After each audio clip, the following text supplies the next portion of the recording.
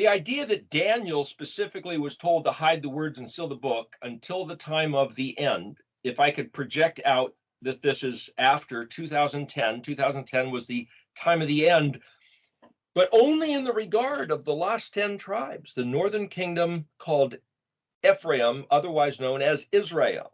The southern kingdom of 2 tribes, Yehuda and Benjamin, was simply called Yehuda. There's a whole group of people that for the last, say, let's say 20 years have been rip snorting, pounding the fist on the table, stomping and foaming at the mouth over the concept of 2 house versus 1 house. If you've never heard those phrases, I'm just letting you know it's all through scripture. Not a lot, but it's scattered here and there where Yahuwah himself says the house of Israel and the house of Yehuda, or what he refers to as Ephraim and Judah. Yehuda is Judah. There was no letter J, it's the letter Yod, so it's Yehuda. The book of Hosea, in particular, that we read a little bit about last week, was written regarding the northern kingdom, the lost 10 tribes, who were ripped asunder from being in unity with the southern kingdom in the days of Rehoboam, which was Solomon's son who became king. So Rehoboam cranked up heavy pressure on taxes. Yahweh himself, or Yahuwah, depending on how you want to translate that word, was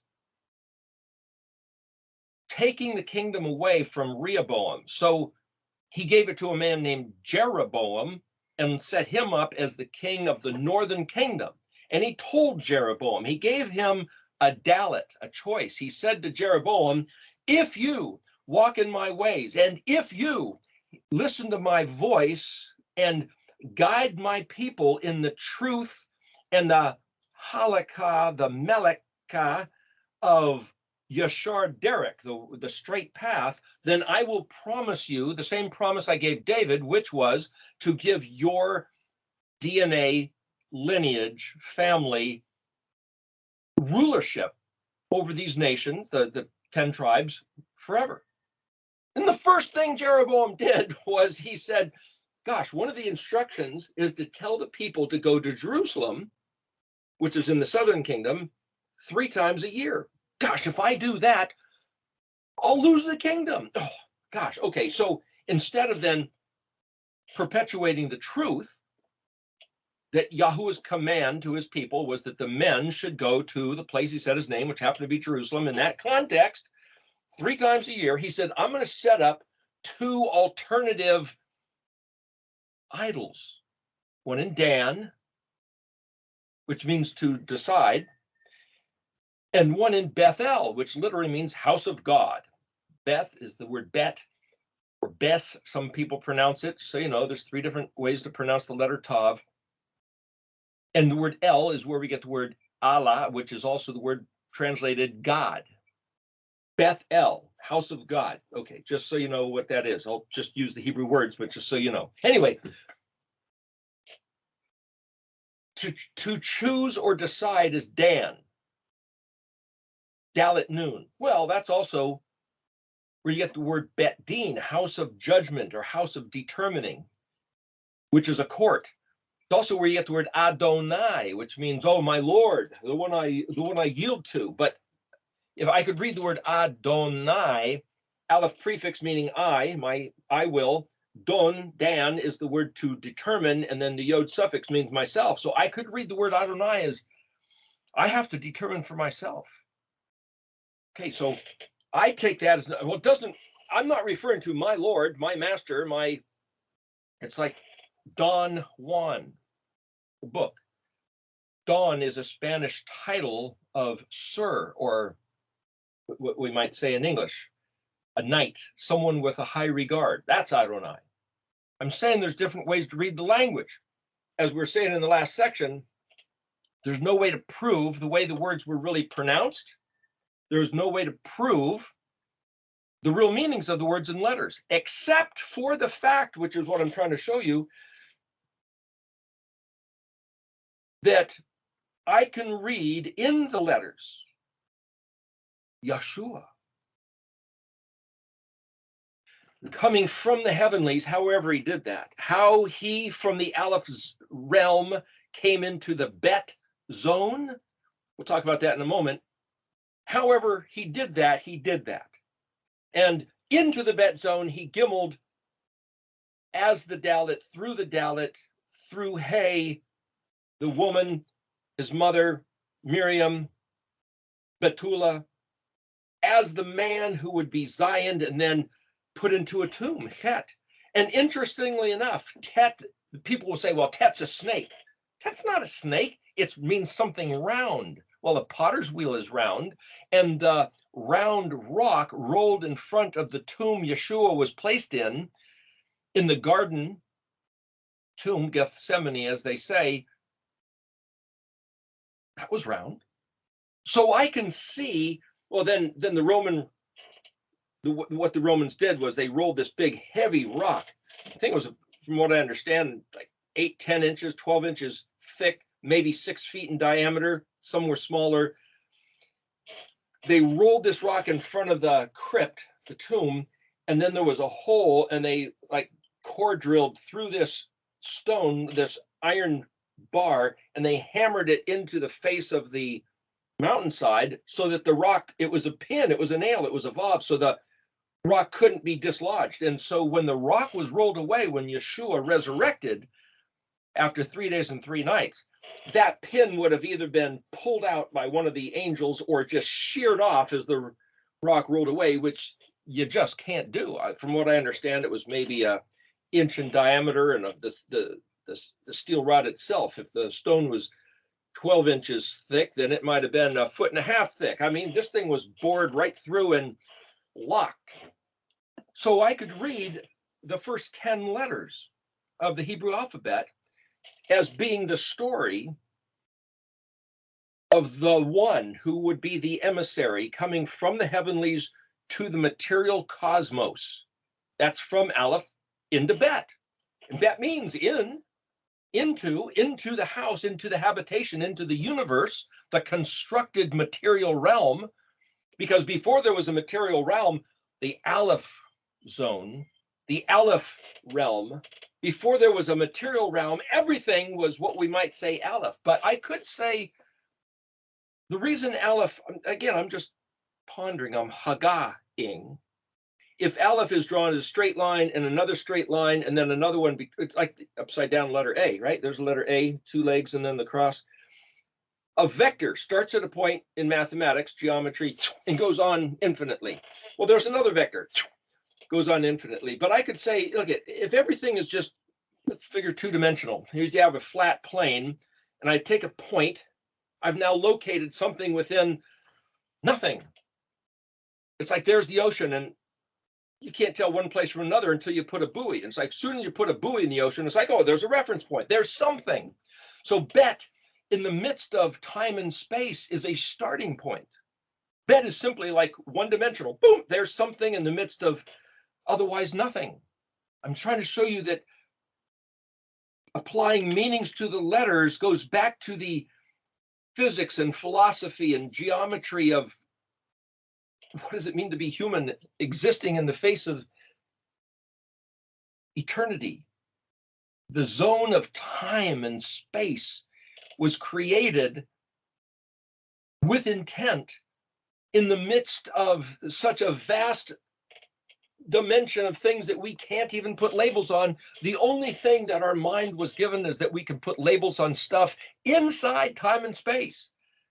And Adam's first job was start making up labels. Name the animals. Well, we also name the plants and the mountains and the elements and the verbs and the adjectives and humans. If you think about language, like the word the, everything is a label. Tree, leaf, spore, bug, bird, driving, sitting, everything in our language is labels. Adam was told to make up labels, to make up language. How did he do it? Because he was given the letters first. Somehow Adam would have been given or made known somehow in his brain the 22 letters that Abba had already figured out. And because the letters are fit to Yeshua's mission, the gimmeling from the Aleph into the Bet realm through the Dalet of the Hay, the portal of the woman, as the man who would be put to the weapon and thrown inside the tomb, the round rock rolled in front, and the yod pin nail holding it shut, but also, as we can read back, that he claimed to be the door by which all of us can enter into the house of the Father. Those first 10 letters, the Aleph means I am, I will, first person self-referential, proactive. Yod is a suffix to a word, means myself, mine, I own this. So I can sit there and read the first 10 letters and saying, I don't care if anybody thinks that a caveman, troglodyte, Neanderthal, barbarian was talking about his camel and a fishhook and a star in the sky. It's not about that. That's how it's been hidden.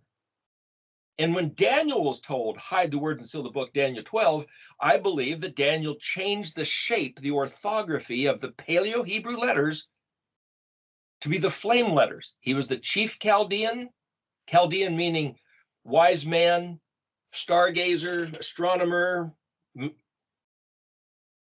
So they called Chaldean flame letters. So he turned them into flames so that the letters couldn't be seen. But if I look back at the Aleph and say, here's a point and a line, I've now designated something in the midst of nothing. And another line is to say, now I've set up an angle. I've taken a chunk out of eternity, infinity. And then if I do another across it, I've now set apart a triangular zone and saying, it's just going to be right in this space. So out of the possibility of anything, it became something. So Aleph is to designate that the infinite mind of the infinite creator determines something finite and comprehensible, a place of time and space, with a human consciousness to regard the matters put inside that little triangular space of the Aleph. And that became Bet, the Bet place. And then he somehow was going to engage that. But the other side of the Aleph, so if we look at the Aleph, again, I'm trying to show it upside down just because that's the way the Paleo-Hebrew letter was, starting at a point, one-dimensional. Now we're creating 2 dimensions of lines forming a plane. He then put into it all the other dimensions. 3 dimensions. And then what would be the 4th dimension? They say time, but if I look back at the life was created to exist inside the space of 3 dimensions. And then time became you might say, a governor, a sequencing of life. And then there's another dimension I could fit to the 5th day, the occult, the ocular, the fish in the sea, the birds in the air, of essentially like angels and demons. What I'm saying is that we can elaborate quite a bit on this. I'm just trying to give you a kind of this a quick overview, trying to contain, my mind could go off on all these other tangents, but I'm trying to say, if I look at the Aleph as saying that the big idea that before there was any ideas was to create an idea, and this idea was to create a cosmos whereby a human consciousness would be inside, we could say, why? Well, we don't know why, other than the fact here we are. But for the fact that the infinite one with no limits created a space of limits and finiteness is a betrayal of everything he is. A betrayal, it means different, opposing. If he's incomprehensible, he's going to create an alphabet and a mind of humans to comprehend. If he's unfathomable, so vast in so many different dimensions, directions that we can't even know how to label those things, he created a zone in that triangular shape of the Aleph whereby things could be determined, could be rationally, logically thought about. Hey Gimel Haid, Hagad, navigated. So he designed the treasure map of this alphabet and created the human mind to be able to do the suffering, the navigating, to think, to ponder, well, that's Gimmeling. And to choose, that's the Dalet. So he, right out of the Aleph, Bet, Gimel, Dalet, the fourth one, he gave us a choice. You want to engage me unto, I could say forever, but that's within the confines of my mental comprehension of time and space. Soon as we get out of this Bet realm into what's on the other side of the Aleph, time and space doesn't exist. He could make it exist again, but what I'm saying is that it is so grandiose, it is so other. We don't even have the words to describe it. The human mind, the job of Adam was to put labels on things he referenced inside the Bet zone. There's nothing to use, the words to describe anything on the other side of the letter Aleph, and so the letter Aleph is like a funnel, even shaped like a funnel. We could do that with the top and the spout, and so of all the things that might have been on the other side of Aleph, he determined that this is what it is, and he dropped it down in the Bet. So on the lower right-hand corner of that chart with the vertical stripes, just simply called the chart, you'll see it even says, there's a picture of like a funnel or this vortex coming down to a point with an arrow coming up into the Bet. That's what this means. Up in the upper right-hand corner, it says, considering all the possibilities of what it might have been, this is what he, excuse me, what he determined it to be. That's the Aleph. So who was it that came? Is it Yahweh himself? Why is his name Yod-He Vav-He, or even Aleph-He Yod-He? As I said, that's composed of the first 10 letters. The verb, any word spelled with a combination of He's, Vavs, and Yods has to do with the verb to exist, whether it's Yahi or Haya, or scramble the letters around. Put in Alephs and Tavs, it's still a verb to exist. So the existing one, the one who caused it to exist, what is existence? Bet. Anything within the Bet exists. He who exists outside the Bet, we can't use the word exist because exist refers to being here in the Bet of time and space. And then he uses the name Yod-He Vav-He, he who causes it to exist, or he who will cause himself to exist, or he who had the plan, that's the Aleph, so he made it, that's the Yod. So that you could say Aleph-He Yod-He, which is translated I am or I will. It's sometimes, like with the Hebrew I've said before, you could read it backwards. So Aleph-He Yod-He means I am or I will, but if you read it backwards, it's He Yod-He Aleph, which means Hey, what I see evidenced, Yod, that he created, is exactly the expression, Hey, of what he planned, Aleph. So there's who he is. He didn't give us any other information. So for somebody to say, hey, how do you know there's a God? How do you know that this place was built? Physicists who refuse as atheists to say, oh, it just happened. There's nobody who put it here. It's like, okay, listen, we all know the Bet's here because we live in it and can see it. Well, Bet equals the He of Yod, the manifest of what he made. That's He of Yod, that's Yah. Which, by logical connection, is the He of Aleph. In other words, it's not arbitrary, it was specific. He thought it up, he planned it out, he put it all together. He crafted, he Aleph Mem Nun, he crafted and skillfully connected and made it all fit. That was the job of Alephing into what became Bet, which we perceive, Hey, as being yoded. So Aleph Hey Yod Hey I could read as what the evidence of what he made is the evidence that he had planned it. That's why everything works. That's why everything fits. That's why you have something called intelligent design. To even use that phrase, intelligent design, is expressing Aleph Hey Yod Hey. That's Hebrew for I am and I will. But see, we don't make the connection. So what I'm saying is, for somebody to say, how do you know what these letters mean? It's fit to human consciousness. It's fit to geometry, to philosophy, to physics, to Yeshua himself. And then the Mishkan pattern, starting with the chet, and then the barbecue grill, Kaf and Lamed, the laver, Mem and Nun, and then in the covered place, Samek Ayin Pei, and then the Ark of the Covenant, the place of Yeshua's resurrection from the grave, is Zadi.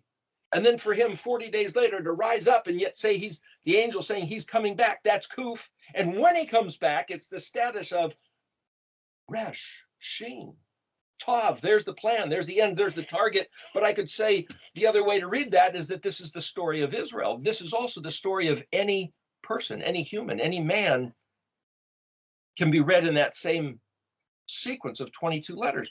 Like I said before, there's numerous ways to read this. So for somebody, affectionately calling them the M&M boys, Miles Jones, Michael Heiser, and Michael Brown, for them to go out and say, look, we've scoured the earth of all writings, of all records, the annals of great literature, and nobody says these Paleo-Hebrew letters mean something. Certainly not that they refer to Yeshua being the Messiah, coming from the heavenlies into the earth realm, born of a woman, virgin woman, as the man who would be put to the weapon.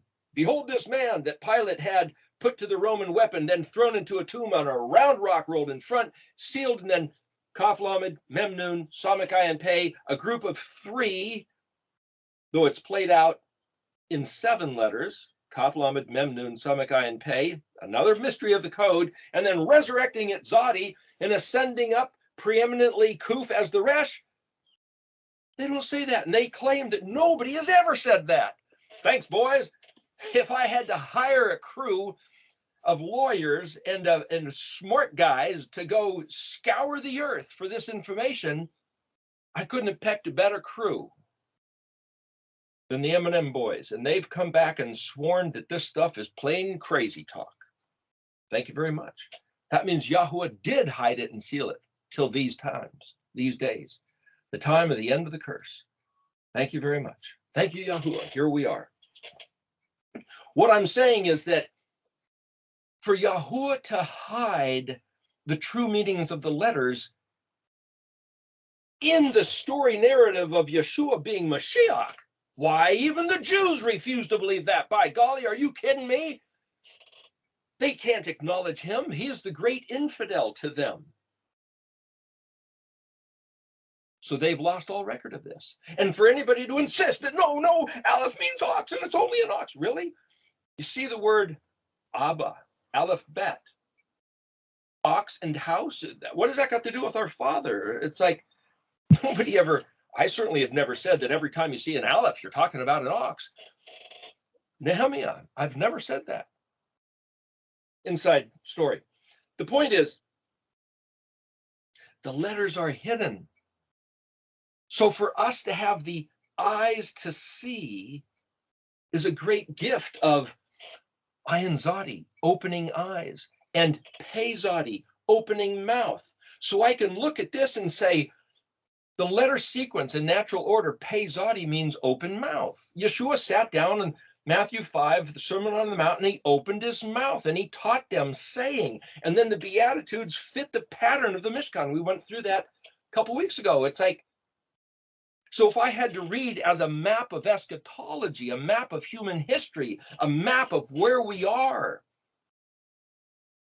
if we started with the 7 days of creation and then human history is playing out over 7,000 years, if I say, look, we can pin it to Ayin Zadi, our eyes are being opened, Pei Zadi, open to the mouth of Yahuwah, taking on meaning.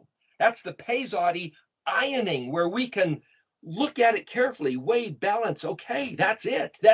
Then that's where we are. And it was a picture of Yeshua coming out of the grave. So that's a parallel theme of the lost tribes coming back to their sanity, the Shapha Kadosh LaYahweh. And right after that, right after Zadi is Kuf, rising up. And the word Aliyah, like the Aliyah festivals, they say to emigrate to Israel is making Aliyah, to come back to the homeland is Aliyah. For us to come back to the covenant is Aliyah. For Yahweh to come back to us. Boy, that's the great dream. That's the rising up of Kuf and Resh. The word spelled Kuf Resh means to, it's like the root of the word Vayikra, translated Leviticus, or and he called, which also means learn how to read the scripture. The Karaite, the word Karaite, it means cool, like the word Coors, like the beer, cool, refreshing. This is, wow, this is of great value, precious, dear, costly, rare, never been seen before. This is what I'm saying is that we can read what we're doing right now in that zone of the letters. And so I choose to believe that all this stuff is real, all this stuff works, that I can take that right now, the name of Yahuwah coming back to preeminent regard, seeing Yeshua in these letters, Hebrew roots to the consternation of some, to go back and regard the Torah that has been banned for 2,000 years, to regard the Moedim and the Sabbath day. The Moedim were cut off days, special Shabbat Shabbaton, as they're said. So not only is the seventh day Sabbath like this moat around the river, I could say, if we don't keep the Moedim, we're not going to get inside the fence. Well, get inside the fence mean you're going to burn in hell? No, it's not necessarily about burning in hell, but getting inside the fence, there's a certain, if I take a box and put a round dome, it's like, oh yeah, like a treasure box, treasure chest. Well, one reason why they had curved domes of luggage back in the 20s and 30s is so that somebody else wouldn't stick their luggage on top. You can't get a stack of luggage if you have round domes. So some travelers would have domed tops. It became the quintessential picture of a treasure chest, but that's just iconography carried by the movies and illustrations because they look cool. Just to say, it doesn't have to be round dome, but the idea of the kuf being like this round covering and the het being this box or this enclave looks like a treasure chest, and everything inside the treasure chest is what Yahweh protected for us to keep it for the future generation. There's words that mean held in abeyance, or the benefits of the covenant that were kept away from a certain era of numerous generations, held in trust, as it were, held in abeyance for the future generation that would come back and then receive access to those treasures. That's what this is. So what I'm saying is, by being, and I'm trying to show you here, numerous trains of thought, all that are following the track of the Hebrew ALEF-BEIT as a treasure map. For us to go back and regard these things is to have access to the treasure. Well, what is the treasure? It's not a handful of coins. It's not some shiny thing we can stick on a shelf and say, look, I got me away, or one of them. What's the treasure? The treasure is us becoming Segula, Yahuwah's treasure. And then him turning with favor, changing his countenance and looking at us and saying, this is my people. Zechariah 13:9. And then him coming in and causing quite a ruckus, kicking things around like Yeshua did with the whip for the people who had turned his house into a den of thieves. You think he was upset about turning his house into a den of thieves? What do you think he's going to think to see what people have done to his Kadoshi, his precious darling, his Hanani, who they've turned into some sort of whore? Don't you think he's going to make a whip and clean house? That's what we're envisioning. So the upshot of seeing the continuum of human history mapped to the ALEF-BEIT and locating where we are right here at Pei Zadi Kuf is to say, take this great heart of hope and expectation, because that's what those letters represent, the hope set before you, of the return of Yahweh's favor, everything changing on the face of the earth, and our adversaries, his enemies, are just going to be, talk about knocking skulls together. Whew, boy, those guys have got what for coming. But he always sets it up to look like we're doomed. We're the cheese in the mousetrap, as it were. Just like Israel sitting at that wadi, and then the Red Sea opened up and they went through, and then he moved the pillar of fire away, and Pharaoh just couldn't wait, man. He had to go get them. They were easy pickings, low-hanging fruit. And Pharaoh just went mad with his own mind. And he went into the Sea of Reeds to go chase them down. You could say, what a foolhardy thing to do, but Yahweh just left it. Really? You're going to let him get away? That's our Elohim. You got to sit there and read these Bible stories and say, who's Elohim Zavot of Israel? Who is this Yahweh? How does he do things? You read the stories and you realize there's a system, there's a method, there's a typicality to the way Yahweh does things. And every time the story goes, when Israel betrays him and turns away, then our enemies get the better of us and oppress us and put us through torments. And then Israel cries out to Yahweh, turns to him with all their heart and all their soul, and walks in his ways. And then there's this one verse that it says, soon as Israel started saying, hey, let's do what Yahweh said, and they were in the midst of being oppressed by their enemies, Yahweh's heart could not bear, couldn't tolerate another moment of seeing his people put under the stresses of the adversary. You see, he has a weak heart for his people, but we got to present ourselves to him as his people. And this thing, which has been lost for 2,730 years, is this little secret mystery of how do we show ourselves as being his people? Shema his voice, hear his voice, walk in his ways, guard his commandments and his statutes, truth and kindness about our neck, righteousness and justice under our feet like his throne. Just be his people, loving him with all of our heart, proving our love to him by loving each other. And when he sees that we have indeed returned to him, man, he'll come flying in here like that arrow. And everything's going to change in a moment, like that stone hitting the feet in Daniel chapter 2. That's the secret that's been hidden, that nobody seems to know, and it's just kept and retained in the meaning of the letters of the Hebrew alphabet in sequence order.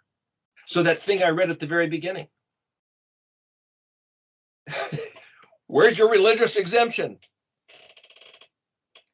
Aleph, Bet, Gimel, Dalet, Hey, Vav, Zion, Het, Tet, Yod, Kaf, Lamed, Mem, Nun, Samak, Ayin, Pei, Zadi, Kuf, Resh, Shin, Tav. There's my religious exemption.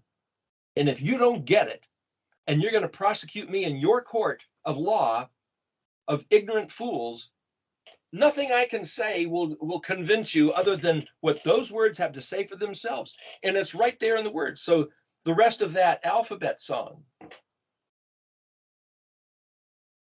sealed by Tet like a wedding ring. Once we come into his kingdom, we belong to him, and he is ours. Ani ladodi vedodi li. I am my beloved's, and my beloved is mine. Tet is the place for our safekeeping, then sealed by Tet like a wedding ring. Yod, his hand who formed my hand, and he formed me to hold on to his Kaf. Kaf is an open hand. So he formed us to fit together very intentionally. All this stuff is so exact, so purposefully planned at Aleph. The Kaf, not just a barbecue grill, not just an open hand, not just lines. It's Torah, Torah, Torah. Our regard of the Torah reveals not only our heart, but reveals the heart of who he is. Our regard reveals the heart. It's our regard which is holding everything back and stopping everything up, or will release the flow of all his dreams, plans, and intentions. It's our regard of his Torah. Lamed, teach and learn. Teach and learn, rehearse, repeat over and over. Teach to your children. Lameding, so that from Mem is the womb, the water, the place in within us, that it's our attitude from teaching and learning and continually going over that springs out of Mem, this noon, a blessed noon restart, a promise of every time. Oh, that only happened once in the past. Everything's maybe different. No, it's every time. It's a formula.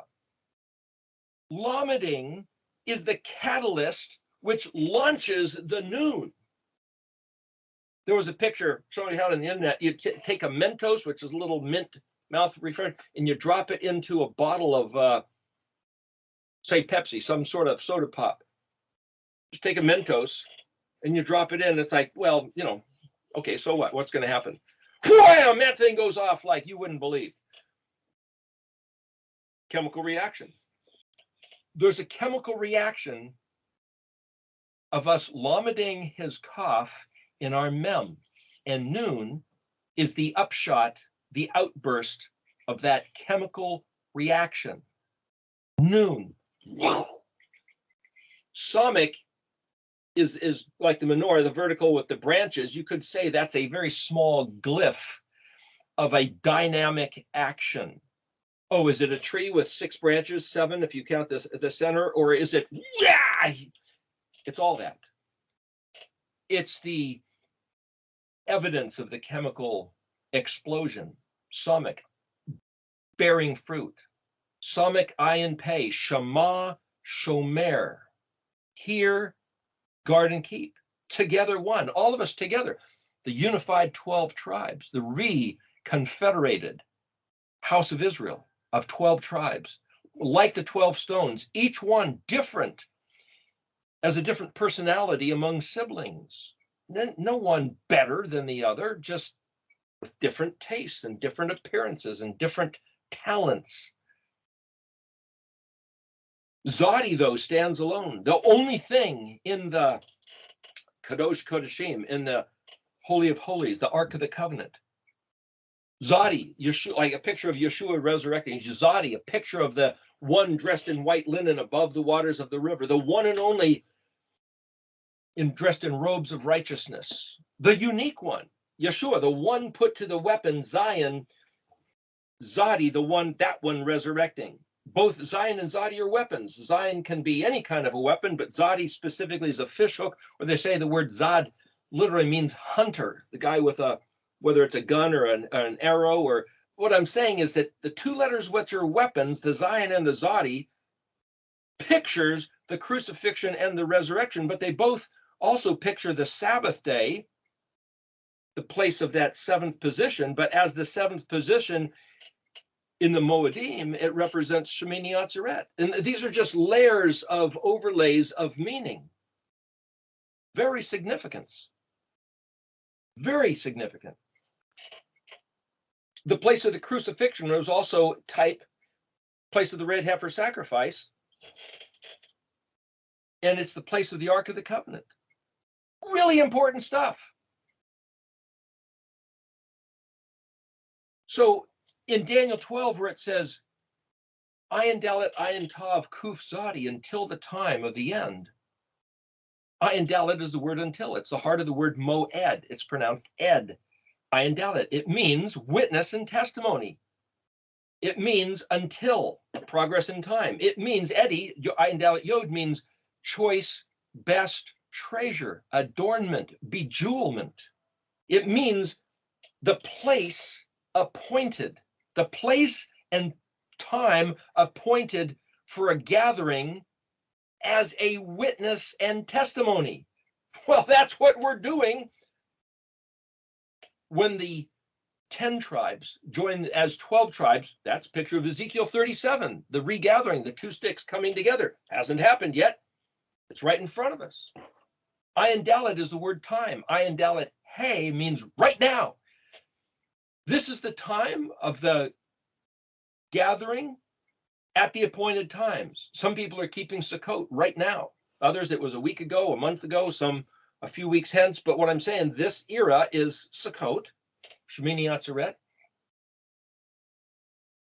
But if you break down the letters, Ayin Dalet, comprehend the door. What door? Yeshua claimed to be the door and came to heaven, from the heavens to the earth, through the door of being birthed as a human. Ayin Tav, understand that the Tav is a sign or a mark, like the target at the end, but every letter is a Tav. Every letter of the alphabet is a sign or a mark that carries a meaning.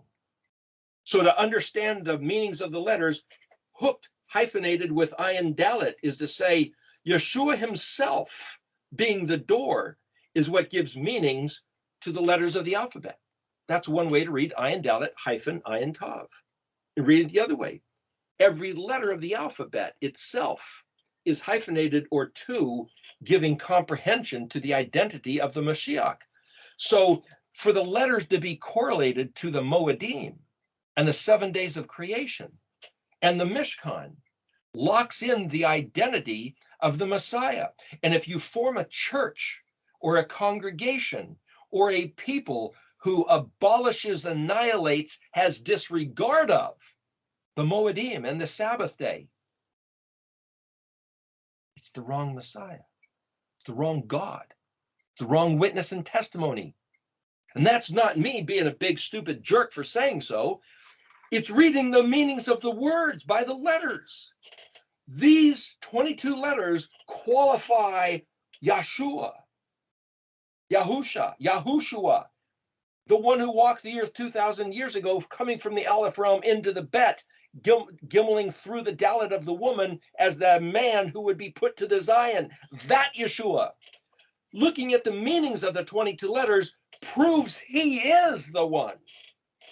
But then it's the letters correlated to the Moedim are inside the Het, between Het and Zadi, the treasure box of Elohim is retained and locked in position by the Moedim.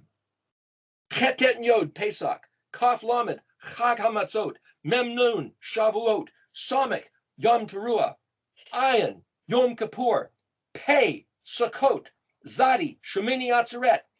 If you know what those letters are, you know what those Moedim are, then they're locked into position, can't be maneuvered around. And if that's the treasure box of Yahweh, Zavot, Elhi Israel, then Yeshua being in the tomb is somehow pictured in that. The only reason he would do away with it is to keep it locked and hidden, like what he told Daniel to do, hide the words and seal the book. So for us to recognize Yeshua and recognize the Moedim is fulfilling Ayin Dalet, Ayin Tav. I'm trying to show you again and again and again, repeated layers of how all this works. Now, let me just say this about Yahweh and Yeshua. Yahuwah is 4 letters, Yod He Vav He. So he's using letters within the Bet zone to point to the one who's beyond the Bet zone. Aleph He Yod He, because it starts with the yellow letter Aleph, I am or I will, is saying he's the guy from the beyond who made this happen. And then Yeshua being the tool or the vehicle or the emissary of our salvation. The word shua, shin ayin or shin vav ayin in the dictionary means a cry for help. We shua, we cry for help, but shin ayin is the help. So whether the vav is put in there by the Masoretic scribe, so is it Yahusha? Is it Yahshua? Is it Yahushua? They're derivatives of the same word. Shin ayin, like Shah, as in Shasha, means delightful and pleasant and beautiful and lovely. So the loveliness of Elohim to come down here, be draggled, impoverished, and poor, and then beat the heck out of him, punched holes, ripped his flesh off, threw him in a box, but he pops out completely restored. That's the story in the Aleph-Bet. So how could the one without a body take on a body? That's part of the mystery of what Aleph means. How could he who is incomprehensible, unfathomable, and can't be put into a box of comprehension or a box of a body or even be contained in time and space, how did he give himself a vehicle by which to engage this planet as a human? That's Aleph becoming Bet. How and why he did that is his business. If we can say, oh, Yahweh is the Father and Yeshua is the Son, I don't think so. What is Yahweh? Yahweh's still in the Bet zone. Ehyeh points to the other side of the Aleph zone, but he didn't give us anything else other than the letters. All I can say is Yeshua in the Bet realm pointed to his Father, our Father, his Elohim, our Elohim, on the other side of Aleph. That's the one we worship. He never said, worship me, I am in your God.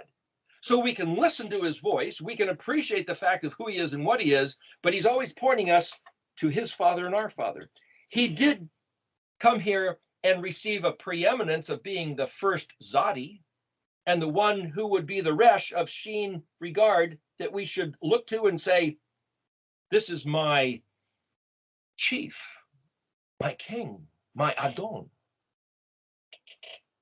But he's not necessarily my Elohim, meaning God, but Elohim can mean judge and great one. What I'm saying is it's all in definitions of words. Just if we could just get past it. He didn't say make him our God. He said make him our chief, our king, as we look to Yahuwah, Zavot, Elohim of Israel. Okay, that's all I'm going to say about that. We could get into that later if you want to. But what I was going to talk about, we only have a few minutes here to do so, but a couple verses that I had mentioned a couple weeks ago. Psalm 51, verse 8. Hen emet, translated, behold truth. Chafatzat, there's a tav suffix. Chafatz means desire, wish, voluntary, kept safe, protected mindfully. Hey, like put into that box and retained for all these years. It means delight with pleasure. So chafatz is very similar to shasha and hineni and oneg. It's a business matter, very similar to the word dabar, and willingly or capriciously. Well, to do something voluntary and willingly is the word nadab, as in Aaron's sons, Nadab and Abihu. To voluntarily, philanthropically, be graciously giving. Well, those are synonyms with chafatz. And then this word bet tet het vav tav, betachot. Well, bet tet het, betach, is a picture of being in a fortress or covered with insurance. It means insured, assured, confident, security, safety, at ease, and tranquility. It's like being in a submarine that you know isn't going to crush. It's like, man, I'm down here. I'm appreciating being underwater. If it had some windows, you can see down and I'm completely at ease. No fear, no regard. Nobody can mess with me, but I'm appreciating what I'm seeing. That's the feeling of betach. Vav bet samik tav mem. Hey, there's that samik tav mem. That's the word that means closed, expressed vaguely, anonymous, general, non-specific. That's what Daniel was told to do to the words. Ceased, stopped up, hidden. And then here's two more words here. Het kaf mem he, chakma. Oh, that's the word wisdom. And then Tavav Dalet Yod Ayin Nun Yod. Well, Dalet Ayin or Dalet Yod Ayin here means knowledge. Ayin Nun Yod, well, that's Yod is the suffix meaning my, and Ayin Nun He is the word for Yom Kippur, where he says, make it your obsession, your preoccupation. Make this your concern to reply, answer, sing, respond. Just like be, you might say, obsessive compulsive about it. Dalet Ayin Nun, or here Dalet Yod Ayin Nun, is where we get the word scientist, or one who's making it their occupation about knowledge. Tavav Dalet Yod Todi, well, Todah is to give thanks. It's the derivative of hodu. So it means I think, or I give praise, or I confess. So I'm going to put this all together, this one verse, Psalm 51:8. Stone's Tanakh translates it like this: Behold, the truth which you desire is in the concealed parts, and in the covered part is the wisdom that you teach me. Now I could sit there and break that down and say, the word lamed is teach. I don't see it there. Wisdom that you teach me? What do you teach me? See, it's not identifying anything. But if I sit here and look at each word and then look at the letters that compose the word, this is what I come up with. Behold, here is truth. Now remember when Pilate was talking to Yeshua and there was some matter of the truth brought up, and Pilate said, what is truth? That's a great philosophical mystery. How do you answer that? How do you give definition to this concept? I've heard people say, there is no truth. Truth is whatever you want it to be. Is that true? Is it true that there is no truth? But this verse says, hen emet, but the word emet, aleph, mem, tav, 10 minutes, means confirm, certainly, stability, prove, and to verify, not just truth. So depending on how you allow your mind to back up and expand to see the meaning of the word, that's what's in this verse. Behold, here is truth, voluntarily confident. See, now what this is telling me is that the only way for me to behold the truth is to choose to trust the words of Yahuwah. Then I'll realize the truth. It's a great mystery. It's a conundrum. It's a great puzzle. But like I said, our job is kind of to say, who is this Elohim? How does he operate? How does he work? It's not, yes, do you believe in God? Yes, I believe in God. Okay, you get to be saved and go to heaven. Just claim Jesus is Lord. You know, Romans, what is it, 10:9 or something? Say, Jesus is Lord. I believe he rose from the dead. Woof, you get to go to heaven. Whoa, that's the truth. It's like, wait a minute. When Moshe asked for a sign, Yahweh said, you guys, I'm going to let all you guys escape from Egypt and come to this mountain and worship. And we're going to have a big party. And Moshe said, can you give me a sign, please? A sign that I can hang on to that says this is what's going to happen. And Yahweh said, when you guys get escaped out of Egypt and come back here to the mountain, standing here worshiping me, that's the sign. Oh, in other words, he's also told us in other places, if you don't believe his words, it's not going to happen. So the only way to make sure that the sign comes true is for us to believe that it's going to come true. So our greatest effort is to maintain and sustain belief. And then the sign, as he said, will happen. Here's the truth: voluntarily confident, with pleasure, capriciously, protect mindfully with accurate calculation. Not just a whimsical, haphazard believe in your fairy godmother. One's own realm of tranquility as a refuge of security. You have to do this for yourself to keep your sanity, to maintain your shalom, especially in these days, expending much effort to remain at ease. A very personal space founded on the basis of skillfully processing what knowledge has been acquired from what was provided. The 22 letters. Being thankful is putting the knowledge to use with zeal. You can say, oh, thank you, Yahweh, for giving me this information. But your true heart of thanks will be appropriating the meanings of these letters into your own consciousness for your own shalom in a time where all around you is going absolutely nuts. It's like being in a submarine of pure safety while everything else there's mayhem all about. Having received information as general, A, B, C, D, E, F, G, vague, non-specific facts and figures, that's Samik Tav Mem, wisdom puts the learning into the practical regard of assurance, allowing one to dwell within a bubble of certainty and sanity. So I can look at the word emet, truth, as aleph, I will, Mem, harbor, nurture, incubate the Tav, the sworn to covenant, the Dabarti Melach Zadik, the stipulated words by which Yahweh said, I'm your Elohim and you're my people. And if you walk in my ways and listen to my voice and do what I said and keep that as your consciousness, the Shafach Hadesh, the sacred tongue, then you'll realize the truth, because then the truth can happen. So it's our responsibility here and now for these days to actually do that, be that. Real fast, we've only got a couple minutes left. Psalms 50, verses 21 to 23. I'm just going to give you the understanding, the translation of it. You have, this is Yahweh speaking to Israel, you have deified my silence, projected my words to become as if they were unfathomable. In other words, because Yahweh turned and hid, because Yahweh gave us these wonderful things that the people of the world and our scientists and wise guys and clerics and clerks are completely dumbfounded by them, we think that that's who he is. No, that he's retained the truth and the words away from them for us to know him from the heart. He is not the deified silence.